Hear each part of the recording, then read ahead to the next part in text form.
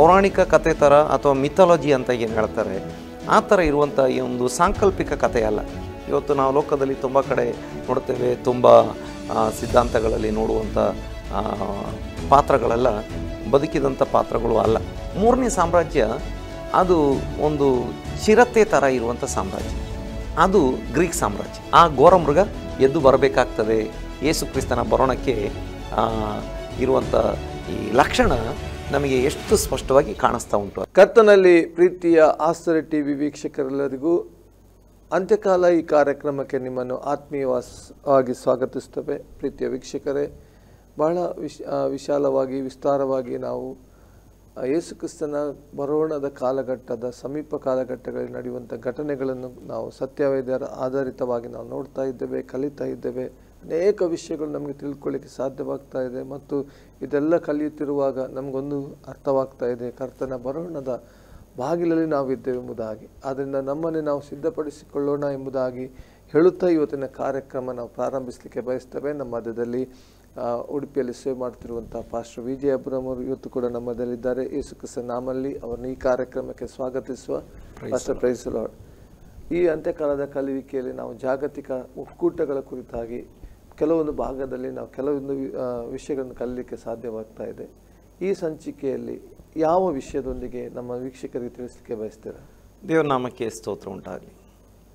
ನಾವೀಗಾಗಲೇ ಅನೇಕ ರಾಷ್ಟ್ರ ಒಕ್ಕೂಟಗಳ ಬಗ್ಗೆ, ಅನೇಕ ಒಕ್ಕೂಟಗಳ ಬಗ್ಗೆ ಕಲಿತಿದ್ದೇವೆ ಮತ್ತು ಇಡೀ ಲೋಕದಲ್ಲಿ ಎಲ್ಲ ಒಕ್ಕೂಟ ವ್ಯವಸ್ಥೆಗಳೇ ಈಗ ಬಹಳ ಪ್ರಬಲವಾಗಿದೆ.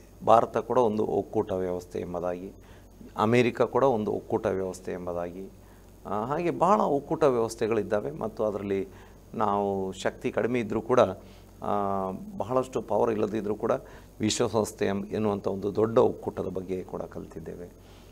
ಇವತ್ತು ಬಹಳ ಪ್ರಭಾವಶಾಲಿ ಮತ್ತು ಪ್ರಬಲವಾಗಿರುವಂಥ ಒಂದು ಒಕ್ಕೂಟ ಮತ್ತು ಬೈಬಲ್ ಪ್ರವಾದನೆಯಲ್ಲಿ ಬಹಳ ಒಂದು ಪ್ರಮುಖ ಸ್ಥಾನದಲ್ಲಿರುವಂಥ ಒಂದು ಒಕ್ಕೂಟದ ಬಗ್ಗೆ ನೋಡಲಿಕ್ಕೆ ಹೋಗ್ತಾ ಇದ್ದೇವೆ. ಯುರೋಪಿಯನ್ ಯೂನಿಯನ್ ಎಂಬಂಥ ಒಂದು ಒಕ್ಕೂಟ ಅಥವಾ ಯುರೋಪ್ ಎಂಬಂಥ ಒಂದು ವಿಷಯವನ್ನು. ದೇವರ ನಾಮಕ್ಕೆ ಸ್ತೋತ್ರ ಉಂಟಾಗಲಿ.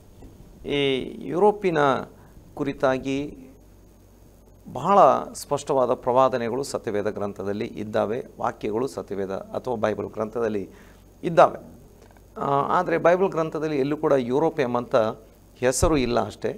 ಹಳೆಯ ಕಾಲದಲ್ಲಿ ಅದನ್ನು ರೋಮನ್ ಸಾಮ್ರಾಜ್ಯ ಎಂಬುದಾಗಿ ಕರೀತಾಯಿದ್ರು ಮತ್ತು ಇವತ್ತಿನ ಯುರೋಪ್ ಆ ಕಾಲದ ಪೂರ್ತಿ ಅಥವಾ ಹೀಗೆ ಹೇಳ್ಬೋದು, ಅಂದಿನ ರೋಮನ್ ಸಾಮ್ರಾಜ್ಯದಲ್ಲಿ ಇದ್ದಷ್ಟು ಭಾಗಗಳು ಮಾತ್ರ ಅಲ್ಲ ಯುರೋಪ್ ಇನ್ನಷ್ಟು ಬೇರೆ ಭಾಗಗಳನ್ನು ಕೂಡ ಒಳಗೊಂಡಿದೆ. ಅಂದರೆ ಅಂದು ರೋಮನ್ ಸಾಮ್ರಾಜ್ಯದಲ್ಲಿ ಇಲ್ಲದೇ ಇದ್ದಂಥ ರಷ್ಯಾದ ಅನೇಕ ಭಾಗಗಳು ಅಥವಾ ಏನು ಫಿನ್ಲ್ಯಾಂಡ್, ನಾರ್ವೆ, ಸ್ವೀಡನ್ ಮುಂತಾದ ಪ್ರದೇಶಗಳು ಅವೆಲ್ಲ ರೋಮನ್ ಸಾಮ್ರಾಜ್ಯದಲ್ಲಿ ಇದ್ದಂಥ ಭಾಗಗಳು ಆಗಿರಲಿಲ್ಲ. ಆದರೆ ಅವೆಲ್ಲ ಸೇರಿ ಇರುವಂಥ ಭಾಗ ಈಗಿನ ಯುರೋಪ್ ಮತ್ತು ಆಗಿನ ರೋಮನ್ ಸಾಮ್ರಾಜ್ಯದಲ್ಲಿ ಇದ್ದಂಥ ಎಲ್ಲ ಭಾಗಗಳು ಇವತ್ತಿನ ಯುರೋಪಿನಲ್ಲಿ ಇಲ್ಲ. ಅಂದರೆ ಟರ್ಕಿ ಇರ್ಬೋದು, ಸಿರಿಯಾ ಇರ್ಬೋದು, ಪ್ಯಾಲೆಸ್ತೈನ್, ಇಸ್ರಾಯೇಲ್, ಇನ್ನು ಈಜಿಪ್ಟ್, ಹಾಗೆ ಅದರ ಪಕ್ಕದಲ್ಲಿ ಟ್ಯುನೀಷಿಯಾ, ಅಲ್ಜೀರಿಯಾ, ಮೊರೊಕ್ಕೋವರೆಗಿನ ಅನೇಕ ದೇಶಗಳೆಲ್ಲ, ಅಂದರೆ ಆ ಒಂದು ಮೆಡಿಟ್ರೇನಿಯನ್ ಸಮುದ್ರದ ಪೂರ್ತಿ ಸುತ್ತಲೂ ಇರುವಂಥ ಅದೊಂದು ಕಣ್ಣಿನ ಆಕಾರದಲ್ಲಿ ಇರುವಂಥ ಒಂದು ಭೂಪ್ರದೇಶ ಅಥವಾ ಏನು ಈ ದೀರ್ಘ, ಅಂದರೆ ಅದು ಒಂದು ವೃತ್ತಾಕಾರವಲ್ಲ, ದೀರ್ಘ ವೃತ್ತಾಕಾರದಲ್ಲಿರುವಂಥ ಒಂದು ಸಮುದ್ರ. ಆಚೆಗೆ ಕೂಡ ಅದು ಭೂಮಿ ಹತ್ರನೇ ಸಿಗ್ತದೆ, ಈಚೆಗೆ ಮತ್ತು ಅದು ಹೆಚ್ಚು ಕಡಿಮೆ ಭೂಮಿಯಿಂದ ಲಾಕ್ ಆಗಿರ್ತದೆ. ಅಂದರೆ ಆ ಒಂದು ದೀರ್ಘ ವೃತ್ತಾಕಾರದ ಆ ಒಂದು ಸಮುದ್ರದ ಸುತ್ತಲಿರುವಂಥ ಎಲ್ಲ ಪ್ರದೇಶಗಳು ಅದು ರೋಮನ್ ಸಾಮ್ರಾಜ್ಯವಾಗಿತ್ತು. ಹಾಗಾಗಿ ಸತ್ಯವೇದದಲ್ಲಿ ಅದರ ಬಗ್ಗೆ ಅನೇಕ ಪ್ರವಾದನೆಗಳಿದ್ದಾವೆ. ನಾವು ಅದಕ್ಕೆ ಒಂದು ಪ್ರವಾದನಾ ಭಾಗಕ್ಕೆ ನಾವು ಬರುವಂಥ ಸಮಯದಲ್ಲಿ ನಮಗೆ ದಾನಿಯೇಲನ ಪ್ರವಾದನಾ ಗ್ರಂಥವನ್ನು ಓದಿಕೊಂಡು ಅದರಲ್ಲಿ ಕೆಲವೊಂದು ವಾಕ್ಯಗಳನ್ನು ಓದಿಕೊಂಡು ನಾವು ಈ ಯುರೋಪಿಯನ್ ಯೂನಿಯನ್ ಹೇಗೆ ಕಾರ್ಯ ಮಾಡ್ತಾ ಇದೆ ಮತ್ತು ಪ್ರವಾದನೆಯಲ್ಲಿ ಹೇಗೆ ಅದನ್ನು ನೋಡಲಿಕ್ಕೆ ಸಾಧ್ಯ ಎಂಬಂಥದ್ದನ್ನು ನೋಡ್ಬೋದು. ದಾನಿಯೇಲನ ಪ್ರವಾದನಾ ಗ್ರಂಥ ಅದರ 2ನೇ ಅಧ್ಯಾಯ 34ನೇ ವಾಕ್ಯವನ್ನು ಪ್ರಾರಂಭದಲ್ಲಿ ನಾವು ಓದಿಕೊಳ್ಳುವಂಥವರಾಗಿರೋಣ. ನೀನು ನೋಡುತ್ತಿರಲಾಗಿ ಬೆಟ್ಟದೊಳಗಿಂದ ಒಂದು ಗುಂಡು ಬಂಡೆಯು ಕೈ ಇಲ್ಲದೆ ಒಡೆಯಲ್ಪಟ್ಟು ಸಿಡಿದು ಬಂದು ಆ ಪ್ರತಿಮೆಯ ಕಬ್ಬಿಣ ಮಣ್ಣಿನ ಹೆಜ್ಜೆಗಳಿಗೆ ಬಡಿದು ಚೂರು ಚೂರು ಮಾಡಿತು. ಸಾಕು. ಈಗ 40ನೇ ವಾಕ್ಯವನ್ನು ಕೂಡ ಓದಿಕೊಳ್ಳುವಂಥವರಾಗಿರೋಣ. 4ನೆಯ ರಾಜ್ಯವು ಕಬ್ಬಿಣದಷ್ಟು ಗಟ್ಟಿ, ಕಬ್ಬಿಣವು ಎಲ್ಲ ವಸ್ತುಗಳನ್ನು ಚೂರು ಚೂರಾಗಿ ಒಡೆದು ಹಾಕುತ್ತದಷ್ಟೇ, ಸಕಲವನ್ನು ಧ್ವಂಸ ಮಾಡುವ ಕಬ್ಬಿಣದಂತೆ ಅದು ಚೂರು ಚೂರಾಗಿ ಧ್ವಂಸ ಮಾಡುವುದು. ಸಾಕು. ಇಲ್ಲಿ ಈ ನೆಬೂಕದ್ನೆಚ್ಚರ ರಾಜ ಒಂದು ಕನಸು ಕಾಣ್ತಾ ಇದ್ದಾನೆ. ನೆಬೂಕದ್ನೆಚ್ಚರ ರಾಜ ಅಂತ ಹೇಳುವಾಗ ಬೈಬಲ್ದಲ್ಲಿ ಇದ್ದ ಮಾತ್ರಕ್ಕೆ ಈತ ರಾಜ ಎಂಬುದಾಗಿ ಅಲ್ಲ, ಈತ ಒಬ್ಬ ಐತಿಹಾಸಿಕ ಮನುಷ್ಯನೇ. ಈ ಬೈಬಲ್ ಗ್ರಂಥನೇ ಒಂದು ಹಿಸ್ಟಾರಿಕಲ್ ಗ್ರಂಥ, ಅಥವಾ ಹಿಸ್ಟಾರಿಕಲ್ ಗ್ರಂಥ ಮಾತ್ರ ಅಲ್ಲ, ಪೂರ್ತಿ ಹಿಸ್ಟಾರಿಕಲ್ ವಿಷಯಗಳು ಇದರಲ್ಲಿ ಇರುವಂಥದ್ದು. ಈ ಬೈಬಲ್ ಗ್ರಂಥದಲ್ಲಿರುವಂಥದ್ದು ದೈವಿಕವಾದ ವಿಷಯಗಳೇ ಆಗಿದ್ದರೂ ಕೂಡ ಇದಕ್ಕೆಲ್ಲ ಒಂದು ಐತಿಹಾಸಿಕ ಹಿನ್ನೆಲೆ ಇರುವಂಥದ್ದು. ಇದೊಂದು ಪೌರಾಣಿಕ ಕತೆ ಥರ ಅಥವಾ ಮಿಥಾಲಜಿ ಅಂತ ಏನು ಹೇಳ್ತಾರೆ ಆ ಥರ ಇರುವಂಥ ಈ ಒಂದು ಸಾಂಕಲ್ಪಿಕ ಕಥೆಯಲ್ಲ. ಇದರಲ್ಲಿರುವಂಥ ವ್ಯಕ್ತಿಗಳು, ರಾಜರುಗಳು ಹಿಂದೆ ಇಲ್ಲದೇ ಇದ್ದಂಥ, ಬದುಕದೇ ಇದ್ದಂಥ ವ್ಯಕ್ತಿಗಳಲ್ಲ. ಇವತ್ತು ನಾವು ಲೋಕದಲ್ಲಿ ತುಂಬ ಕಡೆ ನೋಡ್ತೇವೆ, ತುಂಬ ಸಿದ್ಧಾಂತಗಳಲ್ಲಿ ನೋಡುವಂಥ ಪಾತ್ರಗಳೆಲ್ಲ ಬದುಕಿದಂಥ ಪಾತ್ರಗಳು ಅಲ್ಲ. ಅನೇಕ ಪಾತ್ರಗಳು ಕೂಡ ಪೌರಾಣಿಕ ಪಾತ್ರಗಳು. ಅಂದರೆ ಪೌರಾಣಿಕ ಅಂತೇಳಿದರೆ ಅದಕ್ಕೆ ಏನೋ ಇದ್ದಿರ್ಬೋದು, ಸ್ವಲ್ಪ ಏನೋ ಇದ್ದಿರ್ಬೋದು, ಅದರ ಮೇಲೆ ಕತೆ ಕಟ್ಟಿ ಈ ಅದು ಕೆಲವೊಮ್ಮೆ ಏನಾಗ್ತದೆ, ಅದರ ಮೂಲ ಸ್ವರೂಪದಿಂದ ತಪ್ಪಿ ಹೋಗಿರ್ತದೆ, ಕೆಲವೊಂದು ಮೂಲದಲ್ಲಿ ಇರುವುದೇ ಇಲ್ಲ. ಅದು ಪೌರಾಣಿಕತೆ ಅಂತ ಹೇಳ್ತಾರೆ. ಆದರೆ ಇದೆಲ್ಲ ಐತಿಹಾಸಿಕವಾದಂಥದ್ದು. ಈ ನೆಬೂಕದ್ನೆಚ್ಚರ ನಿಯೋ ಬಾಬಿಲನ್ ಸಾಮ್ರಾಜ್ಯದ ಅತಿ ಪ್ರಸಿದ್ಧನಾದಂಥ ಚಕ್ರವರ್ತಿ ಎಂಬುದಾಗಿ ಹಿಸ್ಟಾರಿಕಲ್ ಗ್ರಂಥಗಳು, ಬೇರೆ ಗ್ರಂಥಗಳು ಹೇಳ್ತವೆ. ಅದನ್ನು ನಿಯೋ ಬ್ಯಾಬಿಲನ್ ಸಾಮ್ರಾಜ್ಯ ಎಂಬುದಾಗಿ ಹೇಳ್ತಾರೆ. ಓಲ್ಡ್ ಬ್ಯಾಬಿಲನ್ ಸಾಮ್ರಾಜ್ಯದಲ್ಲಿ ನಾವು ನೋಡ್ತೇವೆ ಹಮ್ಮುರಬಿ ಎಂಬಂಥ ರಾಜ ಇದ್ದ. ಹಮ್ಮುರಬಿ ಕೋಡ್ಸ್ ಎಂಬುದಾಗೆಲ್ಲ ಹಿಸ್ಟರಿಯಲ್ಲಿ ಭಾಳ ಫೇಮಸ್ ಆಗಿರುವಂಥದ್ದು. ಇರಲಿ, ಅವರು ಕನಸು ಕಾಣ್ತಾರೆ. ಏನು ಕನಸು ಅಂತೇಳಿದರೆ, ಆ ಕನಸು ಅವರು ಅದನ್ನು ಜ್ಯೋತಿಷಿಗಳಿಗೆ ಹೇಳುವುದಿಲ್ಲ. ಅವ್ರಿಗೆ ಗೊತ್ತಿತ್ತು, ಕನಸು ಹೇಳಿದರೆ ಅರ್ಥ ಭಾಳ ಸುಲಭದಲ್ಲಿ ಹೇಳ್ಬೋದು. ಆ ಅರ್ಥ ಕೆಲವೊಮ್ಮೆ ಒರಿಜಿನಲ್ ಅರ್ಥವೂ ಆಗಿರಲ್ಲ. ಅರ್ಥ ಹೇಳಿದ ಕೂಡಲೇ ಅದು ಅಲ್ಲ ಅಂತ ಹೇಳಲಿಕ್ಕೆ ಇವ್ರಿಗೂ ಬರಲ್ಲ, ಅಲ್ಲ ಅಂತ ಸ್ಥಾಪನೆ ಮಾಡಲಿಕ್ಕೂ ಆಗಲ್ಲ, ಹೌದು ಅಂತಲೂ ನಂಬಲಿಕ್ಕೆ ಆಗಲ್ಲ. ಯಾಕಂತ ಹೇಳಿದರೆ ಕತೆ ಹೇಳಿದ ಮೇಲೆ, ಆ ಸ್ಟೋರಿ ಹೇಳಿದ ಮೇಲೆ ಅರ್ಥ ಇದೆ.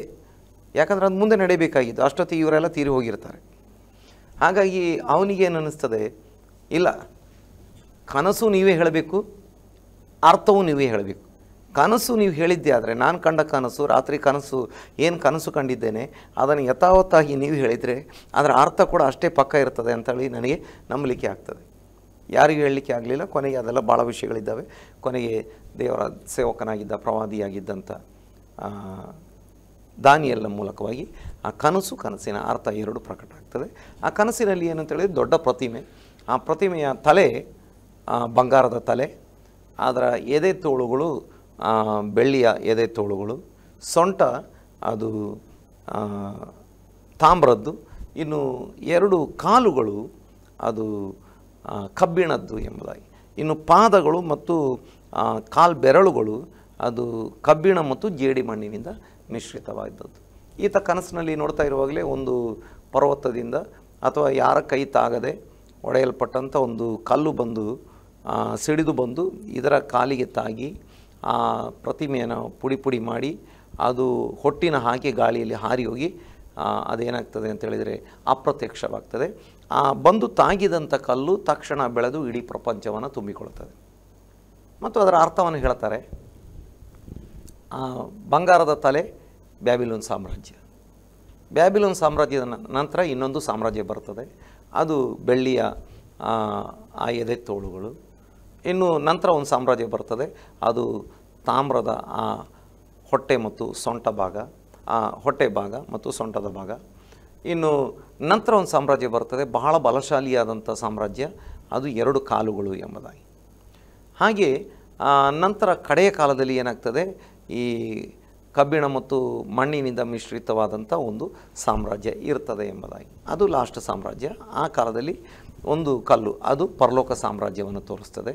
ಆ ಕಲ್ಲು ಬಂದು ಇದನ್ನೆಲ್ಲ ಹೊಡೆದು ನಿರ್ನಾಮ ಮಾಡಿ ಲೋಕವನ್ನು ತುಂಬಿಕೊಳ್ತದೆ. ಅದು ದೇವರ ರಾಜ್ಯ. ಅಲ್ಲಿಗೆ ಪ್ರಪಂಚದ ಲೋಕದ ಎಲ್ಲ ರಾಜ್ಯಗಳು ಎಂಡಾಗಿ ದೇವರ ರಾಜ್ಯ ಶಾಶ್ವತವಾಗಿ ಸ್ಥಾಪನೆ ಆಗ್ತದೆ. ಅಲ್ಲಿ ಹೇಳಲ್ಪಟ್ಟಂಥ 4ನೇ ರಾಜ್ಯ ಯಾವುದು ಅಂತೇಳಿದರೆ, 2ನೇ ರಾಜ್ಯ ಮೇದ್ಯ ಪಾರಸ್ಯ, 3ನೇ ರಾಜ್ಯ ಗ್ರೀಕ್ ಸಾಮ್ರಾಜ್ಯ, 4ನೇ ರಾಜ್ಯ ರೋಮನ್ ಸಾಮ್ರಾಜ್ಯ. ರೋಮನ್ ಸಾಮ್ರಾಜ್ಯ. ಈ ರೋಮನ್ ಸಾಮ್ರಾಜ್ಯ ಕ್ರಿಸ್ತಪೂರ್ವ 27ನೇ ಇಸ್ವಿಯಲ್ಲಿ ಆ್ಯಕ್ಚುಲಿ ಅದು ಬಹಳ ಪ್ರಬಲವಾಗಿ ಸ್ಥಾಪನೆ ಆಗ್ತದೆ. ಅಂದರೆ ಅಗಸ್ಟಸ್ ಸೀಸರ್ನ ಕಾಲದಿಂದ ಅದು ಬಹಳ ಪ್ರಬಲವಾಗಿ ಸ್ಥಾಪನೆ ಆಗ್ತದೆ. ಜೂಲಿಯಸ್ ಸೀಸರ್ ಕೂಡ ಇದ್ದರು, ಅದಕ್ಕಿಂತ ಹಿಂದೆ ಬೇರೆ ಕೆಲವರು ಕೂಡ ಇದ್ದರು. ಹಾಗೆ ಕ್ರಿಸ್ತಪೂರ್ವ 200ನೇ ಇಸ್ವಿಯಿಂದ ಅದು ನಿಧಾನವಾಗಿ ಪ್ರಬಲವಾಗ್ತಾ 27ನೇ ಇಸ್ವಿ, ಕ್ರಿಸ್ತಪೂರ್ವ 27ನೇ ಇಸ್ವಿಯಿಂದ ಭಾಳ ಸ್ಟ್ರಾಂಗ್ ಆಗಿ ಅದು ಬಹಳ ವರ್ಷಗಳ ಕಾಲ ಅದು ಮುಂದುವರಿತದೆ ಎಂಬುದನ್ನು ನಮಗೆ ನೋಡಲಿಕ್ಕೆ ಸಾಧ್ಯವಾಗ್ತದೆ. ದೇವನಾಮಕ್ಕೆ ಸ್ತೋತ್ರ ಉಂಟಾಗಲಿ. ನೋಡಿ, ಅದರಲ್ಲಿ ನಮಗೆ ತುಂಬ ವಿಷಯಗಳನ್ನು ನೋಡಲಿಕ್ಕೆ ಸಾಧ್ಯವಾಗ್ತದೆ. ಅದು ಈ ರೀತಿಯಾಗಿ ಅದರ ಒಂದು ಕಾಲಮಾನವನ್ನು ಹೇಳಲಾಗಿದೆ. ಅಂದರೆ ಕ್ರಿಸ್ತಪೂರ್ವ 200ನೇ ಇಸ್ವಿಯಿಂದ ಸ್ಥಾಪನೆ ಆದರೂ ಕ್ರಿಸ್ತಪೂರ್ವ 27ನೇ ಇಸ್ವಿಯಿಂದ ಅದು ಬಹಳ ಪ್ರಬಲವಾಗಿ ಕ್ರಿಸ್ತಶಕ 395ರವರೆಗೆ ಅದು ಮುಂದುವರಿತದೆ. ಹೇಗೆ ಮುಂದುವರಿತದೆ ಅಂತೇಳಿದರೆ ಅಖಂಡ ಅಥವಾ ಅವಿಭಜಿತ ರೋಮನ್ ಸಾಮ್ರಾಜ್ಯವಾಗಿ. ನಂತರ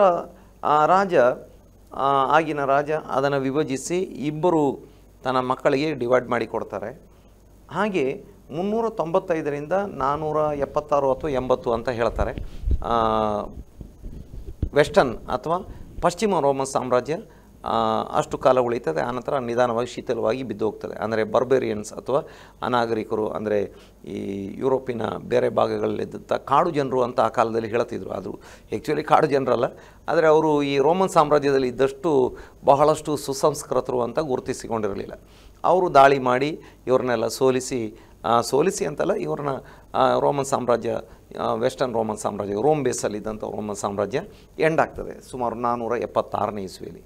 ಆದರೆ ಈ 395ರಲ್ಲಿ ಪ್ರಾರಂಭವಾದಂಥ ಪೂರ್ವ ರೋಮನ್ ಸಾಮ್ರಾಜ್ಯ ಅದು ಸುಮಾರು ಕ್ರಿಸ್ತಶಕ 1453ರವರೆಗೆ ಮುಂದುವರಿತದೆ. ಅದು ಪೂರ್ವ ರೋಮನ್ ಸಾಮ್ರಾಜ್ಯ ಎಂಬುದಾಗಿಯೇ ಗುರುತಿಸಲ್ಪಡ್ತಾ ಇತ್ತು. ಅದರ ಹೆಡ್ ಕ್ವಾರ್ಟರ್ಸ್ ಕಾನ್ಸ್ಟಂಟಿನೋಪಲ್, ಈಗಿನ ಇಸ್ತಾಂಬುಲ್. ಅದನ್ನು 1453ನೇ ಇಸ್ವಿಯಲ್ಲಿ ಈ ತುರ್ಕ್ಮೆನಿಸ್ತಾನದಿಂದ ಬಂದಂಥವರು ಅದನ್ನು ಆಕ್ರಮಣ ಮಾಡಿ ವಶಪಡಿಸಿಕೊಳ್ತಾರೆ. ಅಲ್ಲಿಗೆ ಆಟೋಮನ್ ಸಾಮ್ರಾಜ್ಯ ಸ್ಥಾಪನೆ ಆಗ್ತದೆ.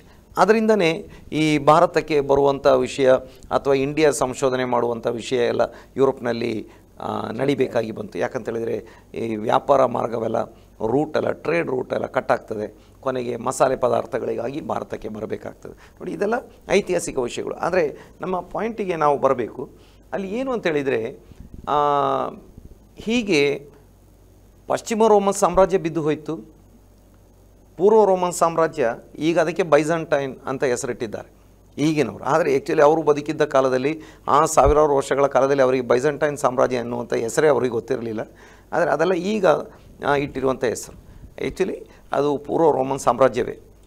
ಆ ಹೆಸರನ್ನು ತೆಗೆದು ಈಗಿನವರು ಯಾವುದೋ ಕಾರಣಕ್ಕೆ ತಮ್ಮ ಒಂದು ಸುಲಭವಾಗಿ ಗುರುತಿಸಲಿಕ್ಕೆ ಯಾವುದೋ ರೀತಿಯ ಕಾರಣಗಳಿಗೆ ಅದನ್ನು ಬೈಜಂಟೈನ್ ಕಿಂಗ್ಡಮ್ ಅಂತ ಹೆಸರಿಟ್ಟಿದ್ದಾರೆ. ಆದರೆ ಪೂರ್ವ ರೋಮನ್ ಸಾಮ್ರಾಜ್ಯ ಕೂಡ 1453ರಲ್ಲಿ ಬಿದ್ದು ಹೋಗ್ತದೆ. ಅಲ್ಲಿಗೆ ರೋಮನ್ ಸಾಮ್ರಾಜ್ಯ ಎಂಡ್ ಆಯಿತು.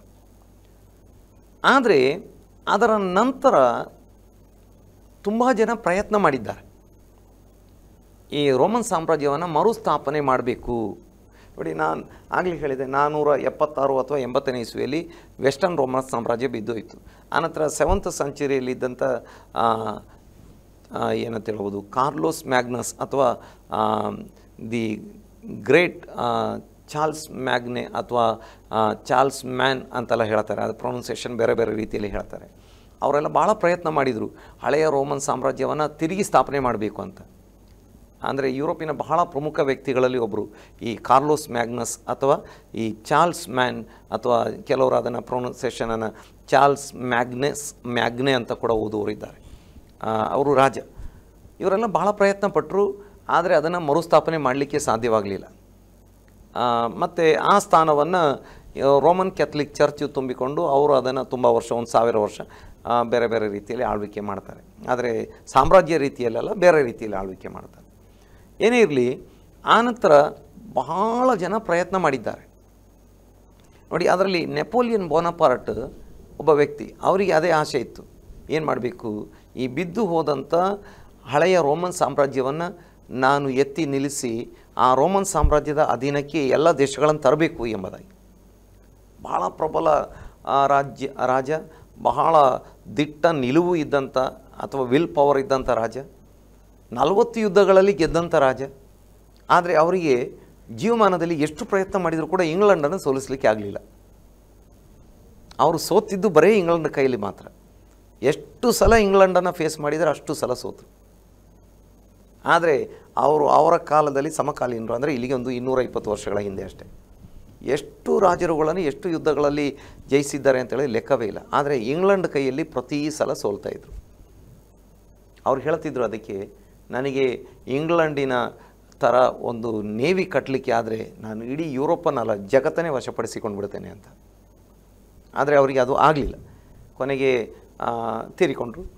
ಅವರ ಆಸೆ ನೆರವೇರಲಿಲ್ಲ. ನಂತರ ಹಿಟ್ಲರ್ ಬರ್ತಾನೆ. ನಾವು ಅದನ್ನು ಈ ಲೀಗ್ ಆಫ್ ನೇಷನ್ ಮುಂತಾದ ವಿಷಯಗಳನ್ನು ಹಿಂದೆ ಮಾತಾಡುವಾಗ ಅವರಿಗೆ ಏಷಿಯಾಟಿಕ್ ಸೊಸೈಟಿ ಮೂಲಕವಾಗಿ ಆ ಕಾಲದಲ್ಲಿ ಜರ್ಮನಿಯಲ್ಲಿ ಬಹಳ ಪ್ರಭಾವ ಬೀರಿತ್ತು. ಏಷಿಯಾಟಿಕ್ ಸೊಸೈಟಿ ಮೂಲಕವಾಗಿ, ಅಂದರೆ ಅದು ಒಂದು ರಿಯಲ್ ಆದಂಥ ಸೊಸೈಟಿ. ಅದನ್ನು ಜರ್ಮನ್ ವಿದ್ವಾಂಸರುಗಳು ಮಾಡಿಕೊಂಡಂಥ, ಅಂದರೆ ಈ ಭಾರತ ಮುಂತಾದ ದೇಶಗಳಿಗೆಲ್ಲ ಬಂದು ಇಲ್ಲಿಂದ ಮಾಡಿಕೊಂಡಂಥ ಸೊಸೈಟಿ ಮೂಲಕವಾಗಿ ನಾವು ಸುಪೀರಿಯರ್ ಬ್ಲಡ್, ಆರ್ಯನ್ಸ್ ಈ ರೀತಿ ಎಲ್ಲ ವಿಚಾರ ಅಲ್ಲಿ ಸ್ಪ್ರೆಡ್ ಆಗಿತ್ತು. ಅವರು ಕೂಡ ವಿಚಾರ ಮಾಡಿದರು, ನಾವು ಏನು ಮಾಡಬೇಕು ಅಂತೇಳಿದರೆ ಇಡೀ ಯುರೋಪನ್ನು, ರೋಮನ್ ಸಾಮ್ರಾಜ್ಯವನ್ನು ತಿರುಗಿ ಎಬ್ಬಿಸಿ ನಿಲ್ಲಿಸಬೇಕು. ಅವರು ಅದಕ್ಕಾಗಿ ಭಯಂಕರ ಪ್ರಯತ್ನ ಪಟ್ಟು ಎಷ್ಟು ಕೋಟಿ ಜನ ಅವರ ಮೂಲಕ ಸತ್ತರು. ಅವ್ರಿಗೇನಿತ್ತು, ಹೇಗಾದರೂ ಇಡೀ ಯುರೋಪನ್ನು ನಾನು ಕಸ್ಟಡಿಗೆ ತೆಗೆದುಕೊಳ್ಬೇಕು, ಹಳೆಯ ರೋಮನ್ ಸಾಮ್ರಾಜ್ಯವನ್ನು ನಾನು ಎತ್ತಿ ನಿಲ್ಲಿಸಬೇಕು, ಆ ಸಾಮ್ರಾಜ್ಯದ ಸಾಮ್ರಾಟ ಅಥವಾ ಚಾನ್ಸಲರ್ ಆಗಿ ನಾನು ಇರಬೇಕು ಅನ್ನುವಂಥದ್ದು ಭಯಂಕರ ಆಸೆ ಇತ್ತು ಅವರಿಗೆ. ಭಾಳ ಯುದ್ಧಗಳನ್ನು ಗೆದ್ದರು. ಎಷ್ಟು ಯುದ್ಧವನ್ನು ಗೆದ್ದಿದ್ದಾರೆ. ಅವರು ರಷ್ಯಾವನ್ನು ಕೂಡ ಸೋಲಿಸಿದರು. ಆದರೆ ಕೊನೆಗೆ ಇಡೀ ವರ್ಲ್ಡಿಗೆ ವಿರುದ್ಧವಾಗಿ ನಿಂತು ಅವರಿಗೆ ಕೊನೆಯ ಸ್ಟೇಜಲ್ಲಿ ಬರ್ತಾ ಬರ್ತಾ ಬರ್ತಾ ಬರ್ತಾ ಅವರಿಗೆ ಶೇಕ್ ಆಗಲಿಕ್ಕೆ ಪ್ರಾರಂಭ ಆಯಿತು. ಲಾಸ್ಟ್ ಸ್ಟೇಜ್ಗಳಲ್ಲಿ ಅವರು ಸೋಲಲಿಕ್ಕೆ ಪ್ರಾರಂಭ ಮಾಡಿದರು. ಕೊನೆಗೆ ಸೋತರು. ಜರ್ಮನಿಯನ್ನು ಈಗಿನ ಏನು ಮಿತ್ರ ಸೈನ್ಯ ಅಂತ ಹೇಳೋದು ಅವರ ಶತ್ರುಗಳು ಸುತ್ತುವರಿದರು. ಕೊನೆಗೆ ಇವರು ಆತ್ಮಹತ್ಯೆ ಮಾಡಿಕೊಂಡ್ರು. ಏನೆಲ್ಲ ಆಗ್ತದೆ ನೋಡಿ, ಯಾರಿಗೂ ಆಗಲಿಲ್ಲ. ಆದರೆ ದೇವರ ಪ್ರವಾದನೆಗಳು ಮತ್ತೆ ಕೂಡ ಇದ್ದಾವೆ. ನಮಗೆ ವಾಕ್ಯವನ್ನು ಓದುವಂಥ ಸಮಯದಲ್ಲಿ ಬೇಗ ಓದಿಕೊಳ್ಳೋಣ, ನಮಗೆ ಸಮಯ ದಾಡ್ತಾ ಇದ್ದಾವೆ. ನಮಗೆ ರೋಮಪತ್ರಿಕೆ ರೋಮಪತ್ರಿಕೆ ಕಟ್ ಮಾಡಿ ಪ್ರಕಟಣೆ ಗ್ರಂಥಕ್ಕೆ ಬರುವಂಥ ಸಮಯದಲ್ಲಿ 13ನೇ ಅಧ್ಯಾಯ ಅದರ 1ರಿಂದ ವಾಕ್ಯಗಳನ್ನು ಓದಿಕೊಳ್ಳೋಣ, 2ರಿಂದ ಓದಿಕೊಳ್ಳೋಣ, ನಮಗೆ ಸಮಯ ಅಭಾವ ಉಂಟು. ಅದರ ಕಾಲುಗಳು ಕರಡಿಯ ಕಾಲುಗಳಂತೆಯೂ ಅದರ ಬಾಯಿ ಸಿಂಹದ ಬಾಯಿಯಂತೆಯೂ ಇದ್ದವು. ಅದಕ್ಕೆ ಘಟಸರ್ಪನು ಶಕ್ತಿಯನ್ನು, ಸಿಂಹಾಸನವನ್ನು, ಮಹಾ ಅಧಿಕಾರವನ್ನು ಕೊಟ್ಟನು. ಅದರ ಸಾಕು ನೋಡಿ, 1ನೇ ವಾಕ್ಯವನ್ನು ಕೂಡ ಜಸ್ಟ್ ಓದಿಕೊಳ್ಳೋಣ. ಓದಿಕೊಳ್ಳಿ. ಮೇಲೆ ಯುದ್ಧ ಮಾಡುವುದಕ್ಕೆ ಹೊರಟು ಸಮುದ್ರ ತೀರದ ಮರಳಿನ ಮೇಲೆ ನಿಂತನು. ಸಮುದ್ರದಿಂದ ಮೃಗವು ಏರಿ ಬರುವುದನ್ನು ಕಂಡೆನು. ಅದಕ್ಕೆ 7 ತಲೆಗಳು, 10 ಕೊಂಬುಗಳು, ಕೊಂಬುಗಳ ಮೇಲೆ 10 ಮುಕುಟಗಳು, ತಲೆಗಳ ಮೇಲೆ ದೇವದೂಷಣ ನಾಮಗಳು ಇದ್ದವು. ಇಲ್ಲಿ ಸಮುದ್ರದಿಂದ ಮೃಗವು ಏರಿ ಬರುವುದನ್ನು ಕಂಡೆನು. ಹಿಂದೆ ಕಾಲ ಸಮುದ್ರದಲ್ಲಿ ಮುಳುಗಿ ಹೋಗಿದ್ದಂಥ ರೋಮನ್ ಸಾಮ್ರಾಜ್ಯ ಎದ್ದು ಬರೋದರ ಕುರಿತಾಗಿ ಇರುವಂಥ ಪ್ರವಾದನೆ ಇದು. ಇದರ ಬಗ್ಗೆ ಹೇಗೆ ನಮಗೆ ತಿಳಿದುಕೊಳ್ಳಲಿಕ್ಕೆ ಸಾಧ್ಯವಾಗ್ತದೆ ಅಂತೇಳಿದರೆ, ಈ ಎದ್ದು ಬರುವ ಸಾಮ್ರಾಜ್ಯ ಇದಕ್ಕೆ ಬಹಳ ರೀತಿಯ ರೂಪಗಳಿದ್ದಾವೆ. ಅಥವಾ ನೋಡಿ, ಅಲ್ಲಿ ನೋಡ್ತೇವೆ ಕಂಡ ಮೃಗವು ಚಿರತೆ ಅಂತಿತ್ತು. ಒಟ್ಟಾರೆ ನೋಡಿದರೆ ಚಿರತೆ ಥರ. ಮತ್ತು ನೋಡುವಾಗ ಅದರ ಕಾಲುಗಳು ಕರಡಿ ಥರ, ಅದರ ಬಾಯಿ ಸಿಂಹದ ಬಾಯಿ ಥರ ಇತ್ತು. ಇದೊಂದು ಘೋರ ಮೃಗ ನೋಡಿ. ಇದನ್ನು ನಮಗೆ ದಾನಿಯೇಲನ ಪ್ರವಾದನೆಯಲ್ಲಿ ಕೂಡ ನಮಗೆ ಇದರ ಬಗ್ಗೆ ನೋಡಲಿಕ್ಕೆ ಸಾಧ್ಯವಾಗ್ತದೆ. ಆ ಭಾಗಗಳನ್ನು ಓದಿಕೊಳ್ಳೋದು ಬೇಡ. ದಾನಿಯೇಲನ ಪ್ರವಾದನೆ ಅದರ 7ನೇ ಅಧ್ಯಾಯ 4ರಿಂದ 7ರವರೆಗಿನ ವಾಕ್ಯ. ಅಲ್ಲಿ ನೋಡ್ತೇವೆ 2ನೇ ಸಾಮ್ರಾಜ್ಯದ ಬಗ್ಗೆ ಹೇಳುವಾಗ ಆ ಸಾಮ್ರಾಜ್ಯ ಕರಡಿಯ ರೂಪದಲ್ಲಿರುವ ಸಾಮ್ರಾಜ್ಯ, ಅದು ಮೇದ್ಯ ಪಾರಸ್ಯ ಸಾಮ್ರಾಜ್ಯ. 3ನೇ ಸಾಮ್ರಾಜ್ಯ ಅದು ಒಂದು ಚಿರತೆ ಥರ ಇರುವಂಥ ಸಾಮ್ರಾಜ್ಯ, ಅದು ಗ್ರೀಕ್ ಸಾಮ್ರಾಜ್ಯ. 4ನೇ ಸಾಮ್ರಾಜ್ಯ ಅದು ಘೋರ ಮೃಗ ನೋಡಿ. ಆ ಘೋರ ಮೃಗಕ್ಕೆ ಇಲ್ಲಿ ರೂಪ ಕೊಟ್ಟಿದ್ದಾರೆ. ಹೇಗಿದೆ ಅಂತೇಳಿದರೆ, ಅದು ಚಿರತೆ ಥರನೂ, ಕರಡಿ ಥರನೂ ಮತ್ತು ಸಿಂಹ ಥರನೂ ಇರುವಂಥದ್ದು. ಒಟ್ಟಾರೆ ರೂಪದಲ್ಲಿ ನೋಡಿದರೆ ಚಿರತೆ ಥರ ಕಂಡ್ರೆ, ಬಾಯಿ ಬಂದು ಅದು ಹೇಗಿರ್ತದೆ ಅಂತೇಳಿದರೆ ಸಿಂಹದ ಥರ, ಕಾಲುಗಳು ಬಂದು ಹೇಗಿರ್ತದೆ ಅದು ಕರಡಿ ಥರ ಇರ್ತದೆ. ಅದಕ್ಕೆ ಒಂದು ಘೋರ ಮೃಗ ಎಂಬುದಾಗಿ ಹೇಳಲಿಕ್ಕೆ ಆಗ್ತದೆ. ನೋಡಿ, ಎಲ್ಲ ಸೇರಿಕೊಂಡು ಅದರ ಕಾಲು ಒಂಥರ, ಬಾಯಿ ಇನ್ನೊಂಥರ, ಶರೀರ ಇನ್ನೊಂಥರ. ನೋಡಿ, ಇದೊಂದು ಘೋರ ಮೃಗ. ಹಾಗಾದರೆ ಏನು ಅರ್ಥೈಸಲಿಕ್ಕೆ ಸಾಧ್ಯವಾಗ್ತಾ ಉಂಟು ಅಂತೇಳಿದರೆ, ಈ ಘೋರ ಮೃಗದ ಆಳ್ವಿಕೆ ಹಿಂದೆ ನಿಂತೋಗಿತ್ತು. ಒಂದು ಪಶ್ಚಿಮ ರೋಮನ್ ಸಾಮ್ರಾಜ್ಯವಾಗಿ 476-80ನೇ ಇಸ್ವಿಯ ಆ ಒಂದು ಕಾಲಮಾನದಲ್ಲಿ, ಆ್ಯಕ್ಚುಲಿ ಅದಕ್ಕೆ ನಿಖರವಾದಂಥ ಸ್ಪಷ್ಟವಾದ ಡೇಟ್ ಇಲ್ಲ.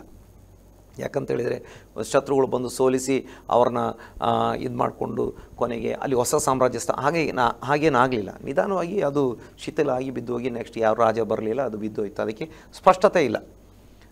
76 ಅಥವಾ 80, 476 ಅಥವಾ 80 ಅಂತ. ನಂತರ 1453 ಅದಕ್ಕೆ ಸ್ಪಷ್ಟ ಡೇಟ್ ಉಂಟು. ಪೂರ್ವ ರೋಮನ್ ಸಾಮ್ರಾಜ್ಯ ಟರ್ಕರ ಒಂದು ಅಥವಾ ತುರ್ಕಿಗಳ ಆಕ್ರಮಣದಲ್ಲಿ ಅದು ಬಿದ್ದು ಹೋಯಿತು. ಅಲ್ಲಿಂದ ಆಟೋಮನ್ ಸಾಮ್ರಾಜ್ಯ ಸ್ಥಾಪನೆ ಆಯಿತು. ಹಾಗಾದರೆ ಇದು ಏನಾಗ್ತದೆ, ನಾವು ನೋಡ್ತೇವೆ ಇಲ್ಲಿ ಎದ್ದು ಬರ್ತದೆ, ಇದು ಕಡೆ ಕಾಲದಲ್ಲಿ ಎದ್ದು ಬರ್ತದೆ. ಹಾಗಾದರೆ ರೋಮನ್ ಸಾಮ್ರಾಜ್ಯ ಪರಿಷ್ಕೃತ, ರಿವೈಸ್ಡ್ ಅಥವಾ ಒಂದು ನವೀನ ರೋಮನ್ ಸಾಮ್ರಾಜ್ಯ ಕಡೆ ಕಾಲದಲ್ಲಿ ಎದ್ದು ಬರ್ತದೆ.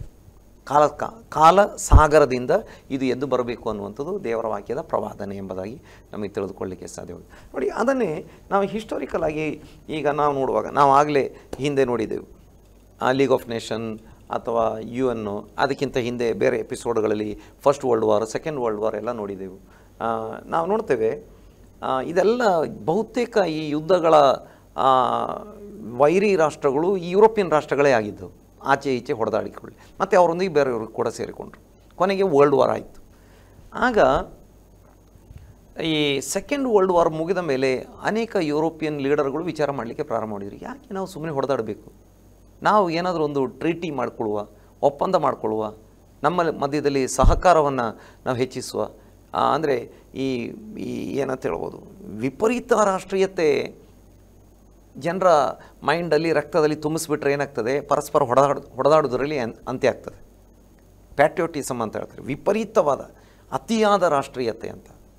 ನನ್ನನ್ನು ಬಿಟ್ಟರೆ, ನಮ್ಮ ದೇಶ ಬಿಟ್ಟರೆ, ನಮ್ಮ ಜನ ಬಿಟ್ಟರೆ, ನಮ್ಮದೇ ಬಣ್ಣ, ನಮ್ಮದೇ ಜನ, ನಮ್ಮದೇ ಸಂಸ್ಕೃತಿ, ಇದಕ್ಕಿಂತ ಯಾವುದು ಉತ್ತಮ ಲೋಕದಲ್ಲಿಲ್ಲ ಅಂಥೇಳಿ ವಿಪರೀತವಾಗಿ ತುಂಬಿಸ್ಬಿಟ್ರೆ ಅದರ ಎಂಡ್ ಏನಾಗ್ತದೆ, ಯುದ್ಧ, ಹೊಡೆದಾಟ, ಏನಂತ ಹೇಳ್ಬೋದು, ಈ ನರಮೇಧ, ಇದರಲ್ಲೇ ಎಂಡ್ ಆಗುವಂಥದ್ದು. ಅದಕ್ಕೆ ಅವರು ಇದೆಲ್ಲ ಬೇಡ. ನೋಡಿ, ಒಳ್ಳೆಯ ರೀತಿಯ ಆಲೋಚನೆಗಳು, ಕೊನೆಗೆ ಅದು ಕೂಡ ಬೇರೆ ಬೇರೆ ರೀತಿಯಲ್ಲಿ ತಪ್ಪಾದ ಕಾರ್ಯಗಳಿಗೆ ಕಾರಣವಾಯಿತು. ನಾವು ಹೊಡೆದಾಡೋದು ಬೇಡ. ಅದಕ್ಕೆ ಏನು ಮಾಡಿದರು, 1948 ಮಾರ್ಚ್ 17ನೇ ತಾರೀಕಿನಿಂದ ಅವತ್ತೊಂದು ಮೀಟಿಂಗ್ ಮಾಡ್ತಾರೆ. ಯುರೋಪಿನ ಕೆಲವು ಲೀಡರ್ಸ್ಗಳೆಲ್ಲ ಸೇರಿಕೊಂಡು ನಮಗೆ ಒಂದು ಸಹಕಾರ ಒಪ್ಪಂದ ಮಾಡಿಕೊಳ್ಳುವ. ನಂತರ 1957ರಲ್ಲಿ ಟ್ರೀಟಿ ಆಫ್ ರೋಮ್ನಲ್ಲಿ ಯುರೋಪಿಯನ್ ಇಕನಾಮಿಕ್ ಕಮ್ಯುನಿಟಿ ಅಂತ ಒಂದು ಮಾಡಿಕೊಟ್ರು. ನಂತರ ಅನೇಕ ಟ್ರೀಟಿಗಳು ನಡೀತು. ಹೀಗೆ ಬಂದು ನೋಡಿ, ಅಲ್ಲಿ ಅದರ ಮಧ್ಯದಲ್ಲಿ ಸಹಕಾರ ಹೆಚ್ಚು ಮಾಡಿದರು. ಇನ್ನು ನಾವು ಹೊಡೆದಾಡೋದು ಬೇಡ, ಜಗಳ ಮಾಡೋದು ಬೇಡ, ನಮ್ಮಿಂದ ನಿಮಗೆ ಪೆಟ್ಟು, ನಿಮ್ಮಿಂದ ನಮಗೆ ಪೆಟ್ಟು, ನಾವೆಲ್ಲ ಸೇರಿ ಅವರಿಗೆ ಪೆಟ್ಟು, ಅವರು ಸೇರಿ ನಮಗೆ ಪೆಟ್ಟು, ಎಲ್ಲ ನಮ್ಮ ಇದೆಲ್ಲ ಯುರೋಪಿಯನ್ ಇದೆಲ್ಲ ಹಾಳಾಗ್ತಾ ಉಂಟು, ಬೇಡ. ಹೀಗೆಲ್ಲ ಮಾಡ್ತಾ ಟ್ರೀಟಿ ಮುಂದುವರೆದು 1987 ಜುಲೈ 1ನೇ ತಾರೀಕು ಸಿಂಗಲ್ ಯುರೋಪಿಯನ್ ಆ್ಯಕ್ಟನ್ನು ಜಾರಿಗೆ ತರ್ತಾರೆ. ಸಿಂಗಲ್ ಯುರೋಪಿಯನ್ ಆ್ಯಕ್ಟನ್ನು ಜಾರಿಗೆ ತರ್ತಾರೆ. ನಂತರ ಅದು ಸ್ಟ್ರಾಂಗ್ ಆಗ್ತಾ ಮತ್ತೆ ಚರ್ಚೆಗಳು ನಡೀತು. ಇಷ್ಟಕ್ಕೆ ಬಿಡಬಾರ್ದು, ನಾವು ಇನ್ನೂ ಸ್ಟ್ರಾಂಗ್ ಮಾಡಬೇಕು. ಹಾಗೆ ಮಾಡ್ತಾ 1999 ಜನವರಿ 1ಕ್ಕೆ ಯೂರೋ ಕರೆನ್ಸಿಯನ್ನು ಜಾರಿಗೆ ತರ್ತಾರೆ. ಹಾಗೆ ಮತ್ತೆ ಕೂಡ ಟ್ರೀಟಿಗಳಾಯಿತು. ಮತ್ತು ಹಾಗೆ ಬಂದು ಕೊನೆಗೆ ಇವತ್ತು 27 ದೇಶಗಳಿದ್ದಾವೆ. ಬ್ರಿಟನ್ ಇತ್ತು, ಅಂದರೆ ಗ್ರೇಟ್ ಬ್ರಿಟನ್ ಇತ್ತು. ಗ್ರೇಟ್ ಬ್ರಿಟನ್ 2020ನೇ ಇಸ್ವಿಯಲ್ಲಿ ಬ್ರೆಕ್ಸಿಟ್ ಅನ್ನುವಂಥ ಒಂದು ಪ್ರೋಗ್ರಾಮ್ ಮಾಡಿಕೊಂಡು ಜನರ ಅಭಿಪ್ರಾಯವನ್ನು ಸಂಗ್ರಹಣೆ ಮಾಡಿ, ನಮಗೆ ಯುರೋಪಿಯನ್ ಯೂನಿಯನ್ ಜೊತೆಗೆ ಇರೋದು ಬೇಡ, ನಾವು ಸಪ್ರೇಟ್ ಐಡೆಂಟಿಟಿ ನಮಗೆ ಉಳಿಬೇಕು, ಇಲ್ಲದಿದ್ದರೆ ಏನಾಗ್ತದೆ, ನಾವೆಲ್ಲ ಬಿಟ್ಟು ಈ ಯುರೋಪ್ ದೇಶ, ಇನ್ನು ಮುಂದೆ ಯುರೋಪ್ ದೇಶದ ಭಾಗವಾಗಿ ನಮ್ಮ ಅಸ್ತಿತ್ವ ನಾವು ಕಳೆದುಕೊಳ್ಳೋದು ಬೇಡ, ನಾವು ಸಪ್ರೇಟಾಗಿಯೇ ಇರುವಂಥ ವಿಚಾರ ಮಾಡಿ ಇದರಲ್ಲಿ ಇದ್ದಂಥವರು ಹೊರಗೆ ಹೋದರು. ಈಗ 27 ದೇಶಗಳಿದ್ದಾವೆ. ಈಗ ಇದರ ಬಗ್ಗೆ ನಾವು ವಿಚಾರ ಮಾಡೋದಾದರೆ ಇದು 50 ಕೋಟಿ ಜನ ಇರುವಂಥ ಒಂದು ದೇಶ. ಈ 27 ದೇಶಗಳಲ್ಲಿ ಒಂದು ಗಡಿಯಿಂದ ಆಚೆ ಗಡಿಗೆ, ಅಂದರೆ ಈ ದೇಶದಿಂದ ಆ ದೇಶಕ್ಕೆ ಹೋಗಲಿಕ್ಕೆ ಪಾಸ್ಪೋರ್ಟ್ ಬೇಡ, ವೀಸಾ ಬೇಡ, ID ಪ್ರೂಫ್ ಇದ್ದರೆ ಹೋಗ್ಬೋದು. ಮತ್ತು ಸುಮಾರು 42-43 ಲಕ್ಷ ಚದರ ಕಿಲೋಮೀಟ್ರ್ ವಿಸ್ತೀರ್ಣ ಇರುವಂಥ ದೇಶ. ಸ್ಪೇಸ್ ಏಜೆನ್ಸಿಯಿಂದ ಹಿಡಿದು ಅಟೋಮಿಕ್ ಪವರ್ವರೆಗೆ ಇರುವಂಥ ದೇಶ. ಯಾಕಂದರೆ ಇದರ ಸದಸ್ಯ ರಾಷ್ಟ್ರಗಳು ಒಂದಾಗಿ ಈಗ atomic power, nuclear weapons, space ಏಜೆನ್ಸಿಗಳು, ಸ್ಪೇಸ್ ಅಂದರೆ ಏನಂತ ಹೇಳ್ಬೋದು, ಎಲ್ಲ ರೀತಿಯ ಈ ಬಾಹ್ಯಾಕಾಶ ಸಂಶೋಧನೆಗಳಿಂದ ಹಿಡಿದು ಎಲ್ಲ ಟೆಕ್ನಾಲಜೀಸ್ ಇರುವಂಥ ಬೇಕಾದಷ್ಟು ವಿಶಾಲವಾದ ಭೂಪ್ರದೇಶ ಇರುವಂಥ, ಜನಸಂಖ್ಯೆ ಕೂಡ ಅಷ್ಟೇ ಇರುವಂಥ, ಸಾಕ್ಷರತೆ ಅಷ್ಟೇ ಇರುವಂಥ ಪ್ರಬಲ ದೇಶವಾಗಿ ಹೊರಹೊಮ್ಮಿದೆ. ಇನ್ನೂ ಕೂಡ ಅದು ಅಷ್ಟು ಪವರ್ಫುಲ್ಲಾಗಿ ಪರಿಪೂರ್ಣ ಒಬ್ಬ ಅಧ್ಯಕ್ಷರು ಇಲ್ಲ.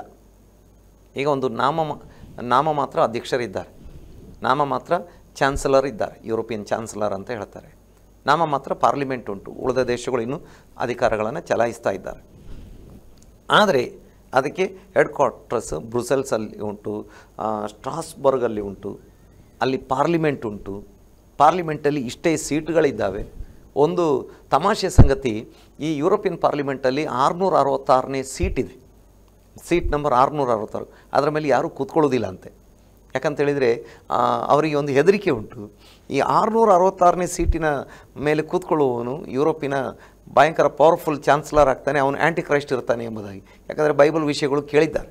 ಮತ್ತು ಕೊನೆಯ ರೋಮನ್ ಸಾಮ್ರಾಜ್ಯದಿಂದ ಈ ಚಾನ್ಸಲರ್ ಅಥವಾ ಇವನು ಅಧ್ಯಕ್ಷ ಬರ್ತಾನೆ, ಅವನು ಆ್ಯಂಟಿ ಕ್ರೈಸ್ಟ್ ಆಗಿರ್ತಾನೆ ಅಂತ ನಂಬಿಕೆಯಿಂದ ಅದ್ರ ಮೇಲೆ ಕೂತ್ಕೊಳ್ಳಿಕ್ಕೆ ಇನ್ನೂ ಯಾರೂ ಮನಸ್ಸು ಮಾಡಲಿಲ್ಲ. ಆದರೆ ಇನ್ನೂ ಕೂಡ ಇದು ಭಾಳ ಯುರೋಪಿಯನ್ ಕರೆನ್ಸಿ ಉಂಟು, ನಾಮಕಾವಸ್ಥೆ ಅಂತ ಏನು ಹೇಳ್ತಾರೆ, ಏನು ನಾಮ ಮಾತ್ರ ಅಧ್ಯಕ್ಷರು ಎಲ್ಲ ಇದ್ದರೂ ಕೂಡ ಫುಲ್ ಪವರ್ ಅವರಿಗೆ ಇನ್ನೂ ಯಾರೂ ಬಿಟ್ಟುಕೊಟ್ಟಿಲ್ಲ. ಆದರೆ ಹತ್ತಿರದ ದಿನಮಾನಗಳಲ್ಲಿ ಫುಲ್ ಪವರ್ ಒಬ್ಬ ಅಧ್ಯಕ್ಷನಿಗೆ ಬರ್ತದೆ. ಎರಡನೇದಾಗಿ 9 ದೇಶಗಳು ಸರದಿ ಸಾಲಿನಲ್ಲಿ ನಿಂತು ಕಾಯ್ತಾ ಇದ್ದಾರೆ, ನಮಗೆ ಕೂಡ ಸೇರಿಸ್ಕೊಳ್ಳಿ, ನಮಗೆ ಕೂಡ ಸೇರಿಸ್ಕೊಳ್ಳಿ. ಅದರಲ್ಲಿ ಟರ್ಕಿ ಕೂಡ, ಈಗ ಇರುವಂಥ 27 ದೇಶಗಳು ಹೆಚ್ಚು ಕಡಿಮೆ ಎಲ್ಲ ನಾಮ ಮಾತ್ರ ಕ್ರೈಸ್ತರೇ 100% ಇರುವಂಥ ದೇಶಗಳು.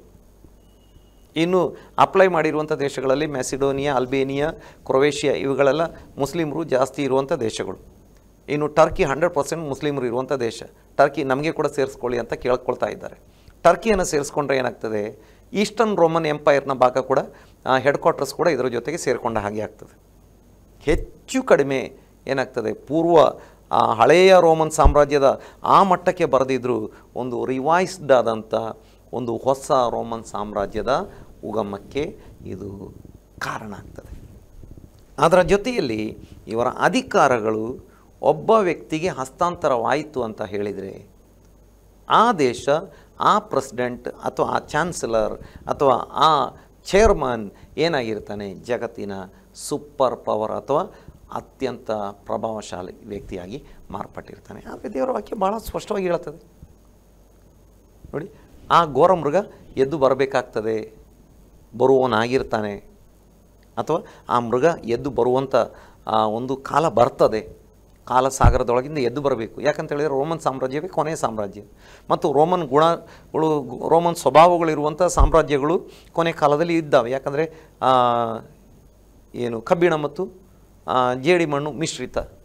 ಹೀಗಾಗಿ ಪ್ರವಾದನೆಗಳು ಭಾಳ ಸ್ಪಷ್ಟವಾಗಿ ಇದನ್ನೆಲ್ಲ ಸೂಚಿಸ್ತಾ ಇದ್ದಾವೆ. ಯುರೋಪಿಯನ್ ಯೂನಿಯನಲ್ಲಿ ರೆಡಿಯಾಗಿದೆ. ಅದಕ್ಕಾಗಿ ಯಾರು ಯುದ್ಧ ಮಾಡಿ ಕೂಡಿಸುವಂಥ ಪರಿಸ್ಥಿತಿ ಬರಲಿಲ್ಲ. ಯುದ್ಧ ಮಾಡದೇನೆ ತೆರೆಮರೆಯಲ್ಲಿ ಸೌಹಾರ್ದತೆಗೆ, ಯುದ್ಧ ಬೇಡ, ನಾವು ಶಾಂತಿಯಾಗಿ ಸಮಾಧಾನವಾಗಿ ಇರೋಣ, ಶಾಂತಿಯಿಂದ ಇರೋಣ ಎಂಬುದಾಗಿ ಪ್ರಾರಂಭ ಮಾಡಿದ್ದು ಕೊನೆಗೆ ಏಕರಾಷ್ಟ್ರ, ಇಡೀ ಯುರೋಪ್ ಖಂಡ ಏಕರಾಷ್ಟ್ರ, ಒಂದೇ ಕರೆನ್ಸಿ ಈ ಮಟ್ಟಕ್ಕೆ ಬಂದು ನಿಂತು ಇನ್ನು ಈ ಅಧಿಕಾರವನ್ನು ಒಂದು ಒಪ್ಪಿಸಿಕೊಡುವಂಥ ಸಮಯ ಬಂದುಬಿಟ್ರೆ ಸಾಕು. ಅದರಲ್ಲಿ ಆ 27 ಪ್ಲಸ್ ಈ 9 ಸೇರಿಸ್ಕೊಂಡ್ರೆ, ಇಲ್ಲದಿದ್ದರೂ ಈ 27 ದೇಶಗಳಲ್ಲಿ 10 ರಾಜ್ಯಗಳವರು ಅಧಿಕಾರ ಒಬ್ಬನಿಗೆ ಕೊಟ್ಟುಬಿಟ್ರೆ ಅವನು ಪವರ್ಫುಲ್ ಆದ. ಜರ್ಮನಿ, ಫ್ರಾನ್ಸ್, ಸ್ಪೇನ್ ಅಥವಾ ಇಟಲಿ ಈ ಥರ ಯಾರೋ ಒಂದು 10 ದೇಶಗಳವರು ನಮ್ಮ ಮಿಲಿಟರಿಯನ್ನು ನಿಮಗೆ ಕೊಟ್ಬಿಡ್ತೇವೆ, ನಮ್ಮ ರಾಜ್ಯವನ್ನು ನಿಮ್ಗೆ ಕೊಟ್ಬಿಡ್ತೇವೆ ಪೂರ್ತಿ ಆಯಿತು, ಅವನು ಅಲ್ಲಿಗೆ ಜಗತ್ತಿನ ಸೂಪರ್ ಪವರ್ ವ್ಯಕ್ತಿಯಾಗಿ ಬಿಡ್ತಾನೆ. ಅಲ್ಲಿಗೆ ಹಾದಿ ಸುಗಮ. ಆ್ಯಂಟಿ ಕ್ರೈಸ್ಟನ ಪ್ರವೇಶಕ್ಕೆ ಹಾದಿ ಸುಗಮ, ವಾಕ್ಯದ ಪ್ರವಾದನೆಗಳ ನೆರವೇರುವಿಕೆಗೆ ದಾರಿ ಸುಗಮ ಆಯಿತು. ನೋಡಿ ಎಷ್ಟು ಸ್ಪಷ್ಟವಾಗಿ ಯೇಸು ಕ್ರಿಸ್ತನ ಬರೋಣಕ್ಕೆ ಇರುವಂಥ ಈ ಲಕ್ಷಣ ನಮಗೆ ಎಷ್ಟು ಸ್ಪಷ್ಟವಾಗಿ ಕಾಣಿಸ್ತಾ ಉಂಟು ಅಂತ ನೋಡಿ. ಆ ವಾಕ್ಯದ ಆಧಾರದಲ್ಲಿ ಇದರ ಈ ಒಂದು ಉಗಮ, ಇದರ ಒಂದು ಈ ಮೇಲೆ ಬರುವಿಕೆಯನ್ನು ನಾವು ಕಲಿಯುವಾಗ ನಮಗೆ ಸ್ಪಷ್ಟವಾಗಿ ಗೊತ್ತಾಗ್ತದೆ ಯೇಸು ಕ್ರಿಸ್ತನ ಬರೋಣವು ಹತ್ತಿರ ಆಯಿತು, ಆ್ಯಂಟಿ ಕ್ರೈಸ್ಟನ ಆಳ್ವಿಕೆ ಕೂಡ ಹತ್ತಿರವಾಗಿದೆ ಎಂಬುದಾಗಿ. ಹಾಗಾಗಿ ನಾವೊಂದು ವಿಷಯ ಮಾಡಬೇಕು, ನಾವು ಯೇಸು ಕ್ರಿಸ್ತನ ಬರೋಣಕ್ಕಾಗಿ ಸಿದ್ಧರಾಗಬೇಕು. ನಾವು ಉದಾಸೀನತೆ ಅಥವಾ ನಾಳೆ ನೋಡೋಣ, ಮುಂದೆ ನೋಡೋಣ, ಮುಂದಿನ ವರ್ಷ, ಮುಂದಿನ ಜನವರಿ 1ನೇ ತಾರೀಕಿಗೆ ನಿರ್ಧಾರ ಮಾಡೋಣ, ಈ ರೀತಿಯೆಲ್ಲ ಸಮಯಗಳನ್ನು ಬಿಟ್ಟುಕೊಂಡು ಈಗಲೇ ಕರ್ತನಿಗೆ ಒಪ್ಪಿಸಿಕೊಟ್ಟು ಕರ್ತನ ಬರೋಣಕ್ಕೆ ಸಿದ್ಧರಾಗಲಿಕ್ಕೆ ಒಳ್ಳೆಯ ಸಮಯ, ಸುಪ್ರಸನ್ನತೆಯ ಕಾಲ ಎಂಬುದಾಗಿ ದೇವರ ವಾಕ್ಯದಲ್ಲಿ ನೋಡಲಿಕ್ಕೆ ಸಾಧ್ಯವಾಗ್ತದೆ. ಕರ್ತನಲ್ಲಿ ಪ್ರೀತಿಯ ದೇವಚನರೇ, ಯುರೋಪಿಯನ್ ಯೂನಿಯನ್ ಹೇಗೆ ಉಗಮವಾಯಿತು ಮತ್ತು ಹೇಗೆ ಅದು ಪ್ರಬಲವಾಗ್ತಾ ಇದೆ ಮತ್ತು ಹೇಗೆ ಅಧಿಕಾರ ಅದು ಹಸ್ತಾಂತರವಾಗಲಿಕ್ಕೆ ಸಾಧ್ಯತೆ ಇದೆ ಎಂಬುದಾಗಿ ದೇವಸೇವಕರು ನಮಗೆ ವಿಸ್ತಾರವಾಗಿ ಹೇಳಿದರು. ಇದೆಲ್ಲ ನಮಗೆ ಸೂಚಿಸುವಂಥದ್ದು ಕರ್ತನ ಬರೋಣದ ಸಮೀಪದಲ್ಲಿ ನಾವಿದ್ದೇವೆ. ಆಲಕ್ಷ್ಯರಾಗಿ ನಿರ್ಲಕ್ಷ್ಯ ಮಾಡಿ ನಾವು ಜೀವಿಸೋದು ಬೇಡ. ಕರ್ತನ ಬರೋಣಕ್ಕೆ ನಮ್ಮನ್ನು ನಾವು ಸಿದ್ಧಪಡಿಸಿಕೊಳ್ಳೋಣ ಎಂಬುದಾಗಿ ಹೇಳುತ್ತಾ ಇವತ್ತಿನ ಕಾರ್ಯಕ್ರಮ ನಾವು ಮುಗಿಸಲಿಕ್ಕೆ ಬಯಸ್ತೇವೆ. ನಮ್ಮದಲ್ಲಿ ಆಶ್ರಯ ಟಿವಿಯಲ್ಲಿ ಬಂದು ವಿಸ್ತಾರವಾಗಿ ಈ ಭಾಗದಲ್ಲಿ ತಿಳಿಸಿಕೊಟ್ಟಂಥ ದೇವಸೇವಕರಿಗೆ ಆಶ್ರಯ ಟಿವಿ ಪರವಾದ ವಂದನೆಗಳು. Praise Lord. ಮುಂದಿನ ಸಂಚಿಕೆಯಲ್ಲಿ ಇನ್ನೊಂದು ವಿಷಯದೊಂದಿಗೆ ನಾವು ಬರಲಿಕ್ಕಿದ್ದೇವೆ. ಅಲ್ಲಿವರೆಗೆ ನಿಮ್ಮ ನೆಚ್ಚಿನ ಆಶ್ರಯ ಟಿವಿಯನ್ನು ವೀಕ್ಷಿಸ್ತೀರಿ. ವಂದನೆಗಳು.